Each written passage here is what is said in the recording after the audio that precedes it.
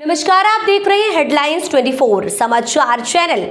आइए रुक करते हैं आज की खबरों की ओर। भोपाल मध्य प्रदेश के प्रतिष्ठित उद्योगपति डॉक्टर नितिन वर्मा के सेंट्रल ग्रुप का शुभारंभ भोपाल के शहर में सफलतापूर्वक हुआ। सेंट्रल ग्रुप के chairman and managing director CMD doctor Nitin Verma एवं उनकी टीम के इस ग्रुप के अंतर्गत health care sector, pharmaceutical sector, education and training sector, media sector, sports sector तथा इंश्योरेंस के साथ साथ विभिन्न सेक्टर भी सम्मिलित हैं। सेंट्रल ग्रुप की जानकारी देते हुए डॉक्टर वर्मा ने यह बताया कि इस ग्रुप की शुरुआत 2015 में गुजरात से हुई, जिसका विस्तार उन्होंने दिल्ली एवं मध्य प्रदेश में भी किया।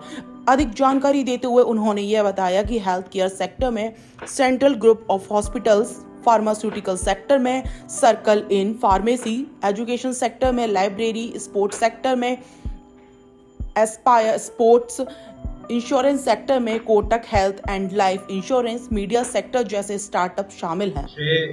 किसे देना चाहेंगे और ग्रुप में अपने जो है वो कितने मेंबर हैं, कहाँ जी, अब मैं थोड़ा सा अपने सेंट्रल ग्रुप में जो मेरे पार्टनर्स हैं उनके बारे में बताना चाहूँगा।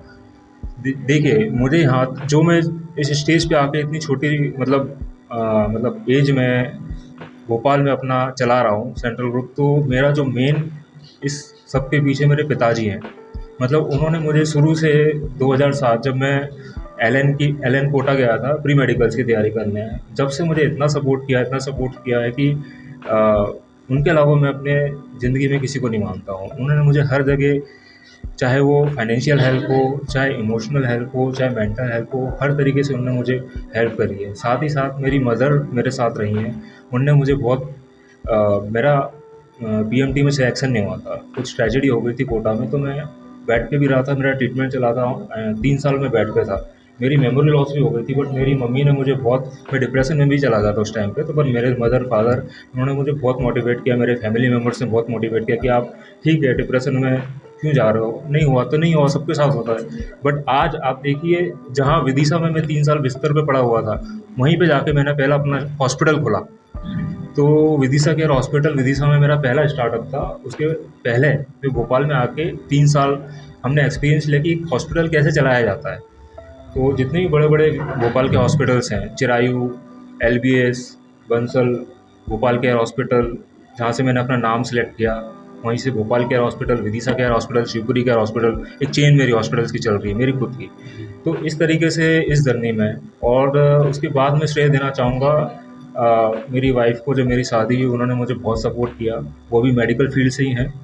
तो हम दोनों का मतलब शुरू से इतना अच्छा रहा कि दोनों का स्पेशलाइजेशन हॉस्पिटल एडमिनिस्ट्रेशन में ही है। तो वो मेरा आधा बिजनेस अंदर का संभाल लेते हैं पूरा हॉस्पिटल का, और बाहर का पूरा मैनेज। अब आगे का कहाँ अपने आप को देखते हैं?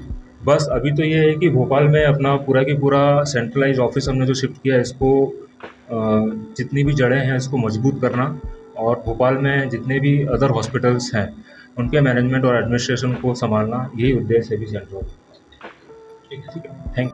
बोले सबसे पहले तो अपना परिचय दीजिए सर। नमस्कार, मेरा नाम डॉक्टर नितिन वर्मा है।